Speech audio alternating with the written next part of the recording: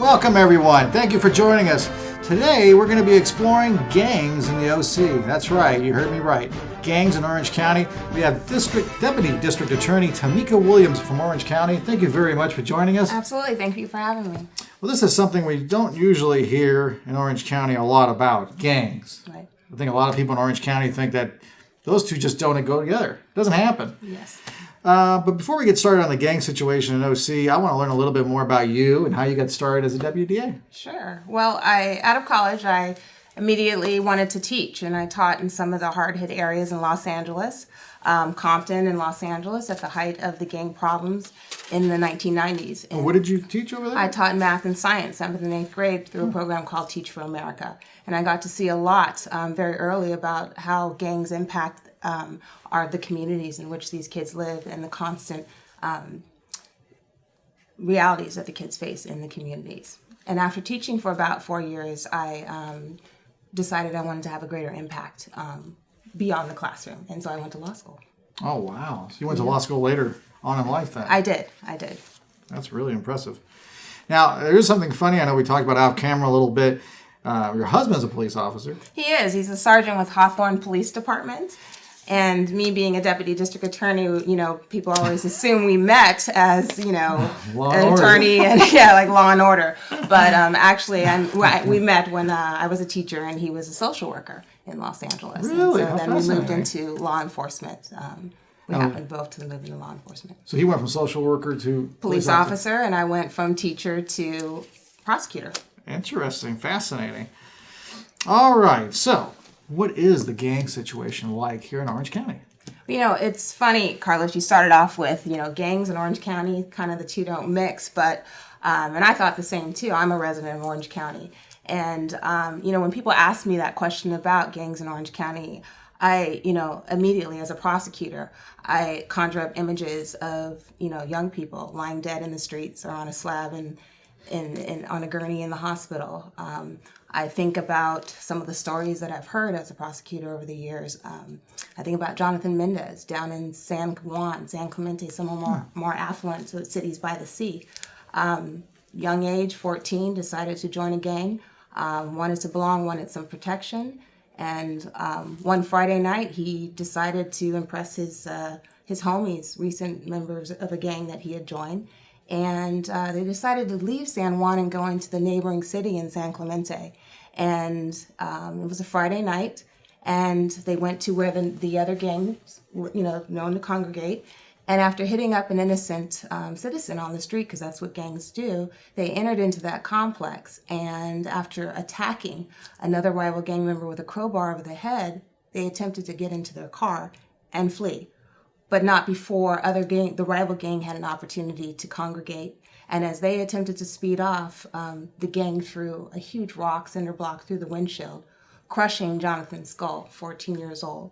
Instead of driving to the nearest city, which was San Clemente, because it had the rival gang nearest hospital, San Clemente, because it had the rival gang name on the marquee there, they took precious time to drive back to their city, San Juan, kicked Jonathan out on the curb right there at the emergency room and left him to die, and which he did. The rivals' gangs did? His own gang members drove him back to San Juan, kicked him out on the curb right there, and he died that night, 14 years old.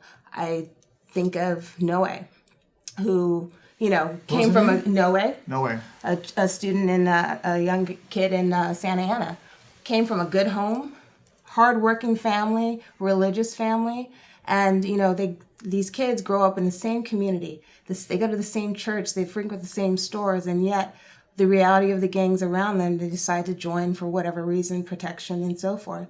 And these gangs were just a street apart. And Noe was standing there on the corner, and the rival gang crossed 6 lanes of traffic, shot him dead right there. Noe's homies left him to die in the gutter, and that's where he died. 6 lanes of traffic? 6 lanes of traffic. Right across the street. These are kids growing up in the same community. But more importantly, I think about Jimena Meza. She was 9 years old. This happened just a month and a half ago right here in Anaheim. 9 years old, she's playing on the streets with her friends and family, and up drove a car. Guys got out, started shooting. The intended targets were rival gang members, in the same area where she was playing. Neighbors heard shots ring out, came to find Jimena, 9 years old, shot in her chest, lying dead on the street. So Can't even imagine the parents on that. exactly. So What city was that in? that was in Anaheim Anaheim, recently. right. They were documented gang members, and that's what they do. The cost, do we have gangs in Orange County? Absolutely. There are 13,000, or actually reduced, about 12,250 documented gang members in Orange County. Those are just the ones we know. 12,000? 12,000 individuals documented, ready to wreak havoc on our communities in the name of the gang. 278 gangs in Orange County. So this idea that, 278 gangs. 278, although those numbers have decreased in the 4 years, over the course of about 4 years, it's still 12,250 people ready to do. And those are the ones we know, ready to do harm in our communities, 278 gangs. Wow. So yes, there is a problem in Orange County. Yeah, I would say so. Absolutely.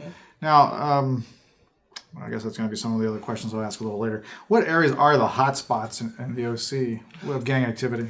Well, obviously we have, we hear about gang violence a lot in Santa Ana and Anaheim. But I mean, the story I told you about Jonathan, that was some of our worst violent gang activity was happening in these affluent areas such as San Clemente and San Juan. We have gang problems in the city of Orange, Lake Forest, Santa Margarita, Laguna Hills. These are South Orange County cities. We have problems in Fullerton, Buena Park, Stanton. So it spans the entire Orange County. And even to have one gang, as one of my experienced investigators, Kevin Ruiz, talks about, it's a problem. One gang is a problem. It was one gang that got out of that car and shot at another gang, killing little Jimena Meza. Now, ethnicity is a problem. Mm-hmm.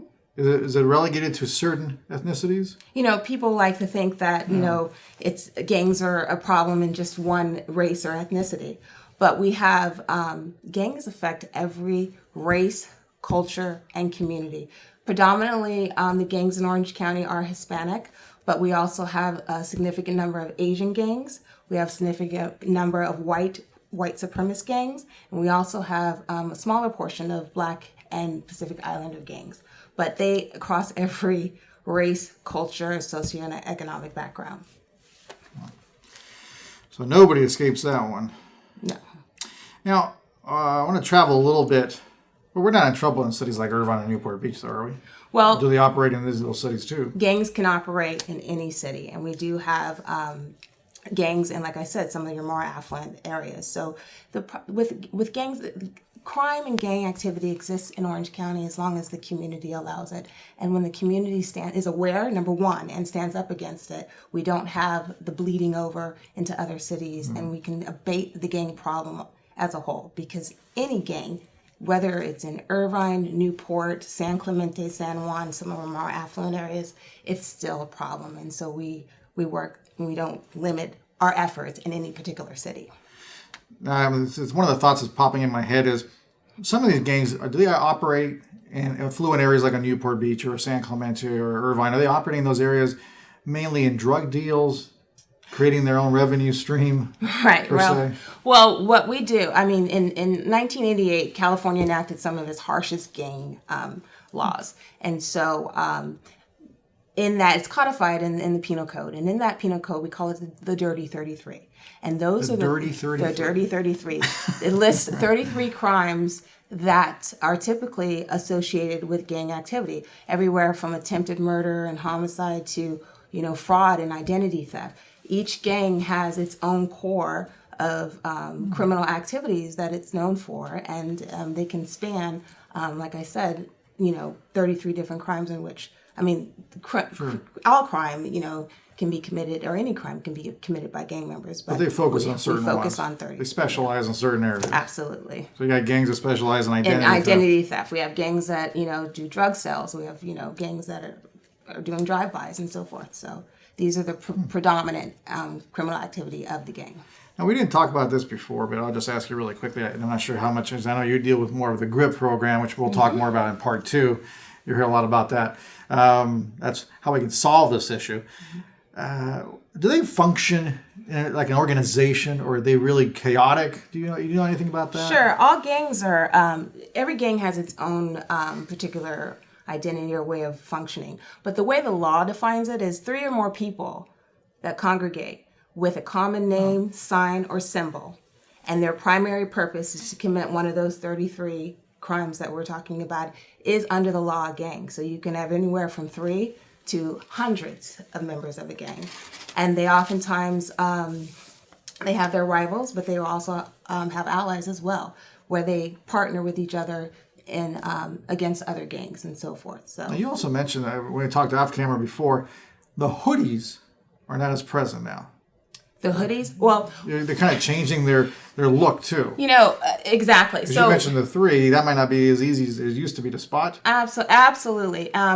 What we're finding, I mean, when the gang problem really hit, the height of the gang violence in the 1980s, glamorized by pop culture and music and movies and so forth, it was easy to tell who was a gang member. They had the baggy clothes, and that was easily identifiable. But when asked now, who is your typical gang member, we often say it can be anyone, anybody. We have a lot of the culture, the attire is worn, unfortunately, by kids who are not affiliated with gangs, and they can be mistaken as gang members. So we often educate the parents, don't buy some of those prison clothing that the style of the dress that is coming out of the prisons has been adopted oftentimes by the youth, and that's the popular culture. That's now. right. That's where they got most of their styles is actually from prison, right? The baggy shirts and the high socks and so forth like that. So to be able to say there's a gang member, it's not as easy as it was before. And now officers are really looking more toward conduct. Who are they associating with? Has anyone, a reliable informant, like a parent or a teacher, advised them that these are gang members? So there's a lot more emphasis on conduct rather than dress. But before, I'm still looking for an answer to this question. It's kind of interesting. Are they formalized? I mean, in other words, do they have, like, I've heard in the past they have their own accountants in a sense. They have a really detailed reports of how much money they're making. Some of the gangs are more sophisticated, I guess, for lack of better words. Absolutely. You have some gangs that are way more organized, way more sophisticated. There's a taxation system that goes all the way to the prison. Some of these gangs, absolutely. Some of these gangs are run from the prisons, and the gangs on the streets are paying, do a lot of their crimes in accordance with what is being dictated coming from the prisons. That'd be a fascinating topic for another show, for sure. Sure. Before we end this segment, the last couple of minutes, a lot of drugs are prevalent in gangs. Sure. I guess that's a big revenue source for them? Absolutely. And so that's one of the dirty 33 when we talk about crimes that are committed by gangs. I know that's a term we use, but that is absolutely standing on a corner, selling drugs, we call it posting up. When gang members associate on a corner or in a community, they're not only letting the citizens know that this is our territory, but they're also inviting rival gangs to come in. They are selling drugs. That's a revenue source. So there's a lot of that going on, not just single use, but a lot of sales going on that fund the organization. What is the predominant drug right now in Orange County? Are there a couple predominant drugs? Well, obviously methamphetamine is one of the big problems plaguing, not just Orange County, but our communities all over the United States. But we see a lot in more affluent areas. A lot of the kids are getting a hold of their parents' prescription drugs. So even if I look in my cabinet today, I see, if there's prescription drugs that I'm no longer using, or it was a short-lived use, get rid of them. We're telling parents, there are depositories where you can take these prescription drugs because the kids are getting their OxyContin, their Vicodin, they're getting hooked on that, and then they're finding that it's cheaper to buy heroin on the street. So we're seeing a lot of that in our more affluent areas. So they go from the OxyContin and Vicodin, which is expensive to get on the street, to heroin. Are some of these kids actually selling the OxyContin from their parents to maybe gang members or other people? Well, absolutely. Well, they're selling it to more with their friends and so forth. So we're seeing a lot of that in the more affluent areas. Stuff you just really don't imagine happens here in Orange County. Absolutely. Wow. Big Orange, huh? Mm-hmm. Hello, my name's Matt, and I'm an addict. My mom was addicted to prescription pills when I was very young, before I even turned 1. Are you or someone you know struggling with alcohol or drug addiction? Has everyone given up on you or your loved one? The caring staff at Elite Care understands and treats you as a whole person. We offer individual and group therapy, holistic healing such as yoga, nutrition, and spirituality, medication management, and PTSD treatment. By building upon your strengths and rebuilding broken bonds, we help you begin a successful life. With our staff of licensed psychotherapists and doctors, you can be assured of the highest level of care. Elite Care is the best option for long-term rehabilitation from drugs and alcohol. Contact 888-511-0607 for more information. We learned a lot about gang activity in Orange County, which a lot of people just don't have that association in their head whatsoever. Absolutely, yeah. But you really give us some eye-popping numbers, the 12,000 Yes. members that are documented in gangs, over 250 gangs, I think, is in About Orange County? 278 as of 278. last year, yes. Unbelievable. So the question now that pops in my head is, what can we do about it? What can we do about it, Tamika? Sure. Well, Tony Rakakis, the district attorney, has a way of approaching this. In terms of the gang violence, we cannot have gang violence in our society and in our community. So we prosecute vigilantly all gang crimes in our communities. We have over 30 gang prosecutors in 2 different units, our gang unit and our target unit that work locally with law enforcement to prosecute hundreds of gang cases every year. So we are actively working on prosecuting to the full extent of the law gang crime in our Over community. 30 here in Orange County. Yes. And imagine Los Angeles. Yeah. Wow. And then we also, gangs like to post up, they like to associate, they like to claim areas in our communities. And what we do is we take those areas back. And in the form of a gang injunction. Before you go on, what's a post up? Well, posting up is a term that gang officers use when the way that a gang operates is to intimidate and harass the citizens and claim the territory. So what they do is they claim their area, they congregate together, and that's posting up, letting people know this is our territory. Not only does that intimidate the community that you can't use our park, this is our territory, it also invites rival gangs into the area, knowing that that is their gang, rival gang area. So these aren't like crosswalkers with little orange vests. They are not Okay. crosswalkers with orange vests. So, and basically the community can't use their parks, their, other areas of the community, and they're afraid and intimidated by gang violence. And so essentially what we do is we take those areas back. We have over 12 injunctions in Orange County, in various cities in Orange County. And an injunction is essentially a civil order that basically there is a safety zone identified, and gang activity or posting up simple activities that wouldn't necessarily be a crime, like associating and so forth, is prohibited activity in that area with documented or associated gang members. So we take those areas back, and it gives us another tool for police officers to use to clear those areas out. Interesting. And then finally, we have prevention. If we continue to prosecute gangs in Orange County, which we will do, we have a never-ending cycle if they continue to have a flood of these young kids coming up and joining the gangs. And they know who to target, don't they? They absolutely know who to target. It's your 8 to 14-year-olds. 8? 8 to as young as 8 years old. When I was teaching, we had a young 8-year-old who was used and abused and shot by the gang. Abused in the... Used and abused in the sense of, you do this crime for us, be our lookout, whistle when you hear the police. And a lot of these kids are impressionable. They have no idea what they're getting into. So we target 4th through 8th graders, and that is where all the research shows that we can have the most impact on these kids. And this is the GRIP program. This is the GRIP program. Before we get to GRIP, I know I stopped right in the middle of that. Sure. Before we get to GRIP, just a couple questions that popped in my head. Are the gangs involved at all in social media? Social media is huge for the gang. Really? They don't? Okay. Absolutely. A lot of your gang members will post pictures of themselves, will describe activities that they're doing, and it is a wealth of information that we use as prosecutors to find out what activities are going on with these gang members. Graffiti is another way. We call it the newspaper for the gang. So when you see graffiti in the community, we encourage community members to report it immediately. That's how the gang claims their territory, communicates, they cross out, mark out rival gang members and so forth. And there are 2 types of graffiti, right? Well, there's you have taggers, and then there's a...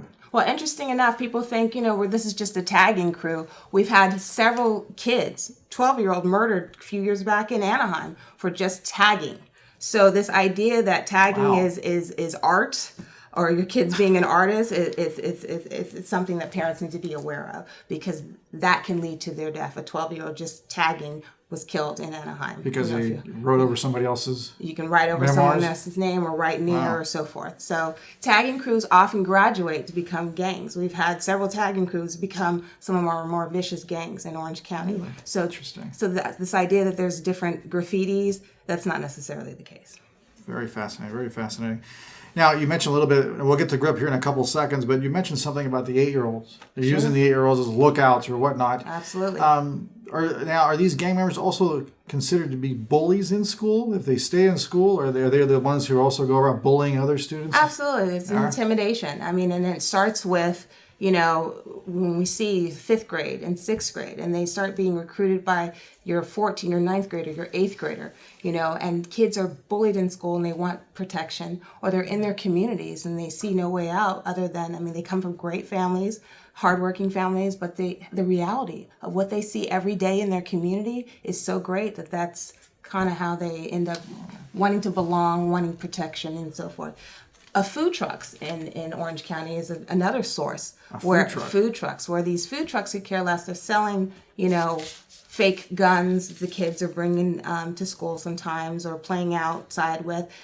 Gang members will congregate around food trucks and ask these little kids who are just coming to buy an ice cream or get a candy, they'll give them $1 if you, be our lookout, whistle when you hear the cops come, or, run this over to, another individual. So kids they're unaware of what they're getting involved in. So we educate the kids on alternatives to this reality. Well, tell me about GRIP. It's a great program, and I heard about it. I loved it. What is it? Well, GRIP stands for Gang Reduction Intervention Partnership. And essentially it is law enforcement led. So about in 2007, we started off in 2 schools, and it's grown to 50 schools throughout Orange County, over 7 cities in Orange County. Wow. And we work, it's a true partnership, law enforcement led, but we also partner with big corporations like Ford, Taco Bell, Food for Less. It's faith-based organizations like Saddleback Church, or even the Way Church in Buena Park. We work with businesses, faith-based organizations, and law enforcement to affect change in our community, to reach these kids, to show them that there's another way than the realities they see every day outside on the streets. Sounds fantastic. It is. So how does it work? So what we do is we target 4th through 8th grade. So essentially our 4th graders and our 8th graders, that's where all the research shows that we can have the greatest impact in educating the kids. So we start off by educating the faculty. We let the faculty, those are our boots on the ground, so to speak. Our faculty members, these teachers, they have our kids 6 hours a day. That's true. They see if there we give them gang education so that they can identify at-risk youth. So, and then they mentor. We have thousands of teachers who mentor kids outside of their classroom every year just to help make a difference. We also educate the students. So we'll bring in 5th graders, and they have a 1-hour course 3 times a year where they're taught about how to avoid gang involvement, what their goals and futures are. They have to do dream boxes to identify what their goals are and how they're going to achieve that. So we work with every kid in every school that we're in is a GRIP kid. But then there are some kids that need more intensive services. So we have our officers meet with these kids once a month. And you see these officers talking with them about their goals and dreams and aspirations. Now, what and makes they them more change. intensive? I'm sorry to interrupt. Well, if they've been identified, like I said, the teachers can say this kid is having problems academically. He's not coming to school. He or she is not coming to school behavior-wise. And so what we know is that over 70% of the prisoners in our prison system today had as their first crime truancy, which was shocking for a lot of people because you would think over 70%. Wow. So it's shocking because you thought maybe it's petty theft or something like that. But the minute you stop going to school is the minute you stop focusing or being able to proceed to the next level. So we focus on keeping these kids in school, their grades and their behavior and academics. So we'll have truancy sweeps where we contact parents. Oftentimes the parents are either sitting idly by, not getting their kids to school, or having difficulties getting their kids to school. So we work with the parents to get their kids to school and explain the importance. We will go out and have truancy sweeps, bring the kids to school if they're not going to school, and the principals work really hard with us to make sure that the right kids are identified. I saw that actually in the Orange County Register. I think you came out, you had a truancy sweep, and I think I actually arrested a parent. Yeah. The child missed 30 or 40% of the year or something. Absolutely. In other counties, they may wait till there's 90 absences or 100 absences. We don't wait. By that time the kid's in a gang or pregnant. Yeah. So the law is, 3 or more unexcused absences, your fourth one is a violation of the law. So, a lot of the parents, we work with them so that they get their kids to school, because that's the ultimate goal. How can we partner with the parents? And another component of the GRIP program is that parent component. We hold the parents accountable by making sure they get their kids to school, but we provide an opportunity for the parents to get involved themselves. We have a parent greeter program where parents volunteer their time every morning to greet the kids. And oftentimes these kids come to school and they're not smiling and so forth, and you see the parents say, "Good morning," and the kids, light up, and so the kids see their parents out there being a partner with us, and the parents feel empowered with their kids. So we make sure that the parents understand that they're our partner in it as well. But primarily, one of the biggest components of GRIP is incentives. Nothing in GRIP is given for free. The kids have to earn everything. So whether it's taking 1,500 kids to the Angels game where they're treated as VIP. 1,500? 1,500. Wow. And the players come out and speak to them, and but they have to earn it. They have to have great attendance. Academics have to be there. Behavior has to be there. We going to Ford recently. Ford Motor Company had 160 kids. After having their 100 employees mentor these kids once a month for 3 months, volunteering their time to show the kids all the different aspects of what is involved in the automotive industry, from marketing to actual production. These are businesses taking a role in their communities and affecting change. And that's what makes GRIP so powerful, is that it's not just law enforcement led. We have communities and churches and everyone coming together to affect change. So that's a great program. I'm actually really happy now that I own a Ford. A lot of these schools, are they focused towards public schools, or do you actually even touch private schools? We're in public schools right now. So we're in the cities of Orange, Buena Park, Stanton, Garden Grove, San Juan, San Clemente, Fullerton. We're in 7 cities throughout Orange County, over 50 schools. And it's just for parents not to be fooled or deceived. Do private schools have issues with gangs? Private schools, definitely. We'll have issues with gangs, drugs, gangs, and so forth. Gangs can cross any, culture, socioeconomic, and race. But with the GRIP program, we're primarily focused on public schools. Public schools. Mm-hmm. That's a great program. What's your success rate right now? What's interesting, or how would you quantify it? Sure. One of the ways that we can quantify our success rate is truancy. When GRIP started about 8 years ago or so, 7 years ago, there was a huge truancy problems in areas like San Juan, San Clemente, Santa Ana, Buena Park, all over. And what we've noticed with our truancy operations and calling the parents and getting involved, the truancy rate has significantly decreased in all of our GRIP schools. It's quantifiable.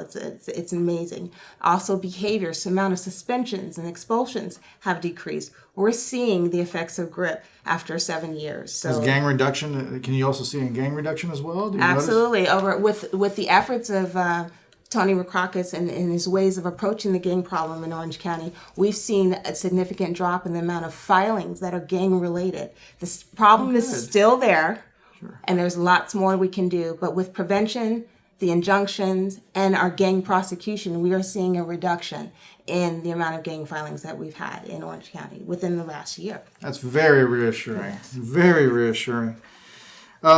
The average age of the kid in the gang, do you by any chance know what the average age Sure.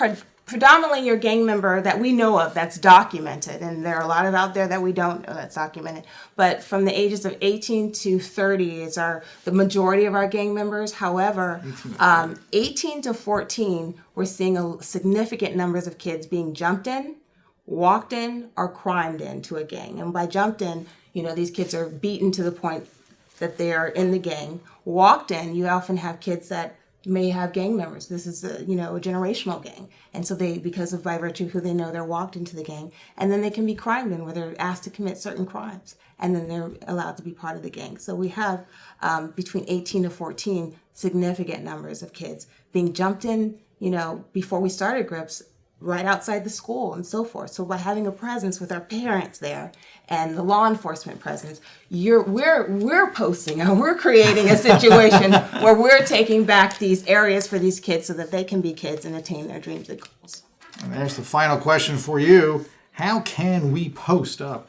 Yeah, That's sure. the word, if I said it correctly. What can we do to help? Well, I mean, I use that term, facetiously. But we are having a presence at these schools. So, Sandra, Chief Hutchins, and all of these, the chiefs of local law enforcement in the various communities, they are donating enormous resources in terms of bodies, officers who are going to our GRIP schools and being a constant presence at the GRIP school beyond just your typical school resource officer. So the enormous amount of resources that are being committed by local law enforcement, the chiefs of police, Tony Rukakis, and Orange County Probation are donating bodies to be present at these schools.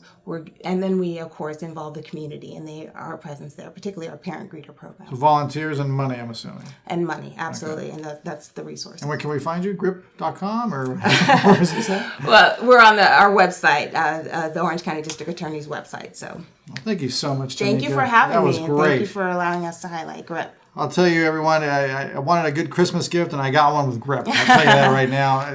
Education is one of the biggest things about this show. We wanted to educate people as much as we can, make them aware, but when it comes to our children, there's nobody that I want to affect more than our kids. That's our future. That's our bloodline. Thank you so much, everyone, for joining us. Remember, our motto is simple. Wherever there's psychology involved, we are there. See you next time, everyone.